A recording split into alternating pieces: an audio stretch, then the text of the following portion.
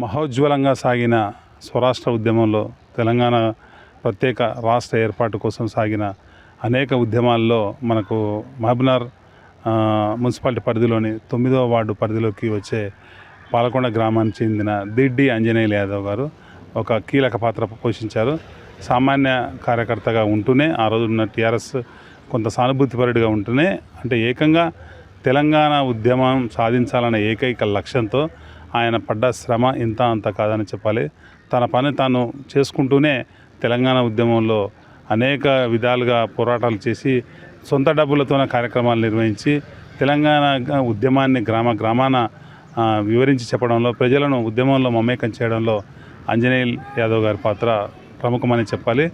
గుర్తింపుకు నోచుకోకుండా ఉన్నప్పటికీ తెలంగాణ ఉద్యమం తెలంగాణ రాష్ట్ర ఏర్పాటే ఆయన లక్ష్యంగా సాగారు. తెలంగాణ రాష్ట్రం ఏర్పాటైన తర్వాత కూడా ఆ రోజు వారు పడ్డ శ్రమకు ఆ రోజు అధికారంలోకి వచ్చిన టీఆర్ఎస్ ప్రభుత్వం ఏమాత్రం కించిత్తు కూడా వాళ్లకు ఒక అవకాశం కానీ ఒక రాజకీయంగా ఒక పదవి కానీ ఎలాంటిది ఇవ్వకుండా పూర్తిగా నిర్వీర్యం చేసినా ఆయన తన వాదాన్ని వినిపిస్తూనే ఉన్నారు. ఇప్పటికి కూడా తెలంగాణ వాదానికి కట్టుబడే స్వరాష్ట్రం వచ్చినప్పటికీ కూడా ప్రస్తుతం కాంగ్రెస్ పార్టీలో కొనసాగుతున్న తెలంగాణ ఉద్యమం దాన్ని మెమరీస్ ఆయన ఎప్పటికీ నెమరేసుకుంటున్నారో అదే ఉద్యమ స్ఫూర్తితో పనిచేస్తామని గర్వంగా చెబుతున్న దిడ్డి ఆంజనేయులు యాదవ్ గారు ప్రస్తుతం మన దగ్గర ఉన్నారు.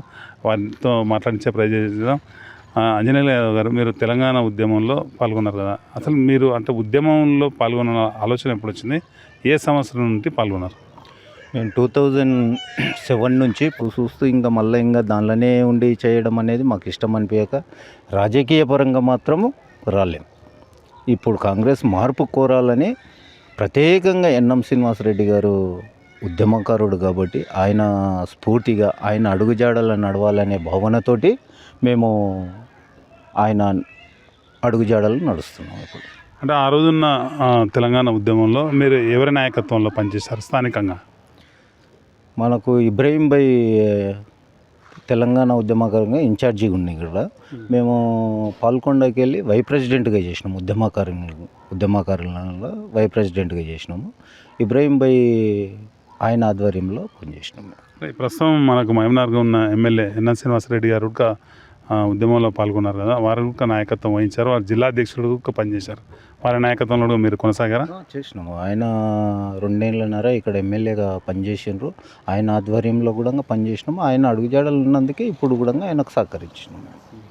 అంటే మీరు పడ్డ శ్రమకు గుర్తింపు రాలేదు. తెలంగాణ ఉద్యమంలో మీరు పడ్డ శ్రమకు టీఆర్ఎస్ ప్రభుత్వం వచ్చిన తర్వాత మిమ్మల్ని ఉద్యమకారులను కనీసం పూచిక పుల్లలాక ఉడక మర్యాద ఇవ్వకుండా పక్కగా పెట్టడం చాలా బాధాకరమని అనేక ఉద్యమకారులు భావిస్తున్నారు కదా.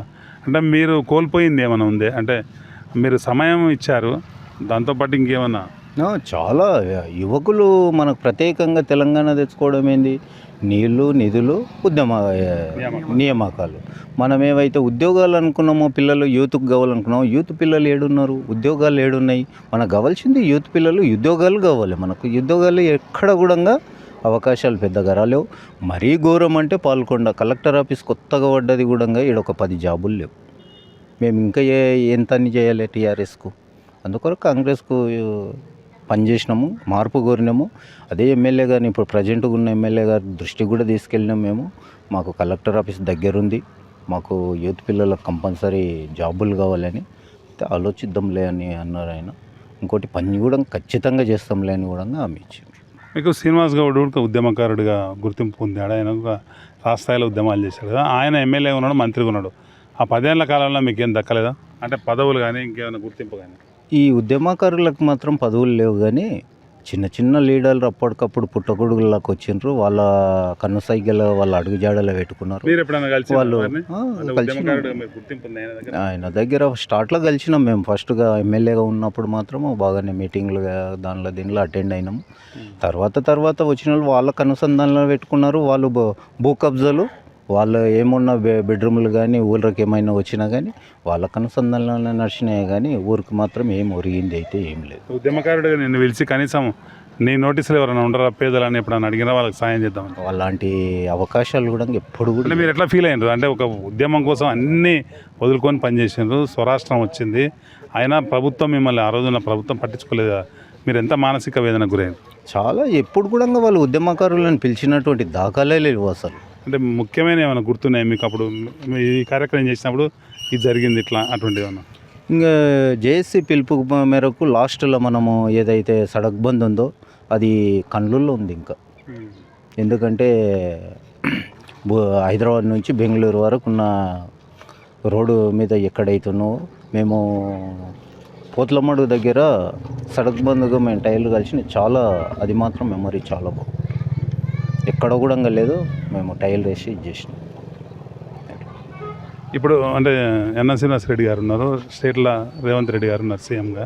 ఎట్లా ఉంది కాంగ్రెస్, మీరు పనిచేస్తున్న కాంగ్రెస్ పార్టీ ప్రజాపాలన ఎట్లా ఉంది? ఇంకా ఇప్పుడిప్పుడే కాంగ్రెస్ ముందుకు వచ్చింది కాబట్టి, రూలింగ్లోకి వచ్చింది కాబట్టి ఇంకా కొంచెం వాళ్ళు ఇప్పుడిప్పుడే సమయం నిన్న మొన్న వచ్చిన వర్షాలకు అవి ఇవి చూసుకోవడానికే సరిపోతుంది వాళ్ళకు.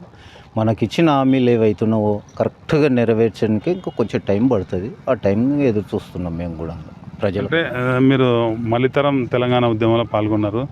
ఒక ఉద్యమకారుడిగా రేవంత్ రెడ్డి ప్రభుత్వాన్ని ఉద్యమకారుల విషయంలో ఏం చేస్తే బాగుంటుందని మీరు కోరుకుంటారు? ఇప్పటికే 200 గల స్థలం ప్రకటించారు, అనేక హామీలు ప్రకటించింది ఉద్యమకారులకు. ఇంతవరకు ఒకటి కూడా పట్టాలకు ఎక్కినట్టు లేదు. దాదాపు 10 నెలలు వస్తుంది కదా. ఒక ఉద్యమకారుడిగా మీరు ప్రభుత్వాన్ని ఏం కోరుతారు? ఉద్యమకారులకు ఇచ్చినటువంటి రేవంత్ రెడ్డి గారు సీఎం, మన సీఎం గారు, తెలంగాణ సీఎం గారు 250 గజాలు ఏదైతే ప్రకటించారో మాకు 250 గజాలు ఖచ్చితంగా ఇస్తే ఉద్యమకారులకు న్యాయం చేసినటువంటిది అవుతుంది.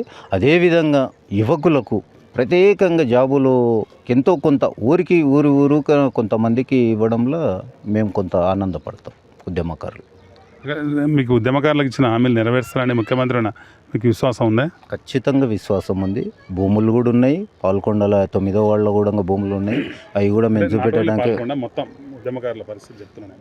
ఇప్పుడు ఇక్కడ ఉన్నటువంటివి కొంతమందికి వస్తే ఇంకా మన తెలంగాణలో మస్తుగా ఉన్నాయి, విలేజ్లు ఉన్నాయి. ఎక్కడెక్కడ ఉన్న ప్రతి విలేజ్లు ఉన్నారు ఉద్యమకారులు కాబట్టి అందరికీ ఇవ్వడమే మంచిది. అంటే మీరు కాంగ్రెస్ పార్టీలో ఉన్నారు కదా, మీరు భవిష్యత్ కార్యాచరణ ఏ విధంగా ఉండబోతుంది? అంటే రాబోతున్న ఎన్నికలు వస్తున్నాయి, స్థానిక సంస్థలు అవి వస్తున్నాయి కదా. స్థానిక ఎన్నికల్లో మాకు ఇప్పటివరకు ఉద్యమకారుడిగా పనిచేసింది, నెక్స్ట్ ఏమన్నా పాత్ర? నెక్స్ట్ మేము కౌన్సిలర్గా పోటీ చేయాలనుకుంటున్నాము. ప్రజాస్వామ్యంలో సంక్షేమ పథకాలు ఏవైతే ఉన్నావో గవర్నమెంట్వి అవి కరెక్ట్గా ప్రజలకు అందివ్వాలనేది మా ఆశయం. Thank you. ఇది దిడ్డి ఆంజనేయులు గారి ఒపీనియన్.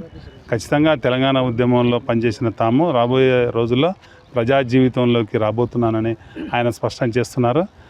తెలంగాణ ప్రభుత్వం అంటే ప్రస్తుతం రేవంత్ రెడ్డి గారు ముఖ్యమంత్రిగా ఉన్నారు కాబట్టి ఉద్యమకారులకు ఇచ్చిన అనేక హామీలు ఉన్నాయి, వాటిని తొందరగా నెరవేర్చాలని వారు కోరుతున్నారు. అనేక ఉద్యమకారుల పరిస్థితి పేదరికంలో మగ్గుతున్నారని, వాళ్ళు ఆ రోజు ఉద్యమంలో పాల్గొని సర్వస్వం కోల్పోయారని, అలాంటి వారిని ఆదుకోవడానికి ముఖ్యమంత్రి రేవంత్ రెడ్డి తాను ఇచ్చిన హామీలను తక్షణమే నెరవేర్చాలని వారు కోరుతున్నారు. ఆయన ఇచ్చిన హామీలు నెరవేర్చాలన్న నిండు విశ్వాసం తమకుందని రేవంత్ రెడ్డి గారు సీఎంగా, ఎన్ఎన్ శ్రీనివాస్ రెడ్డి గారు ఇక్కడ ఎమ్మెల్యేగా ఖచ్చితంగా అభివృద్ధిని సాధించి పాలకొండ గ్రామాన్ని పూర్తిస్థాయిలో అభివృద్ధి చేయడమే కాకుండా ఇక్కడున్న యూత్కు పెద్ద ఎత్తున ఉపాధి అవకాశాలు, ఉద్యోగ అవకాశాలు కల్పిస్తారన్న నిండు విశ్వాసం తనకు ఉందని ఆయన చెబుతూనే మరికొద్ది రోజుల్లో రాబోతున్న మున్సిపల్ ఎన్నికల్లో పాలకొండ నుంచి కౌన్సిలర్గా పోటీ చేయడానికి కూడా తాను సిద్ధంగా ఉన్నానని, ప్రజాస్వామ్యంలో ప్రజలు ఎవరికి అవకాశం ఇస్తే వారు తప్పకుండా వాళ్ళ సేవకులుగా మిగిలే అవకాశం ఉంటుంది కాబట్టి తాను కూడా ఈ జీవితాన్ని ప్రజల కోసం అంకితం చేస్తున్నానని, ప్రజాసేవకు రాబోతున్నానని ఆంజనేయులు గారు చెప్తున్నారు.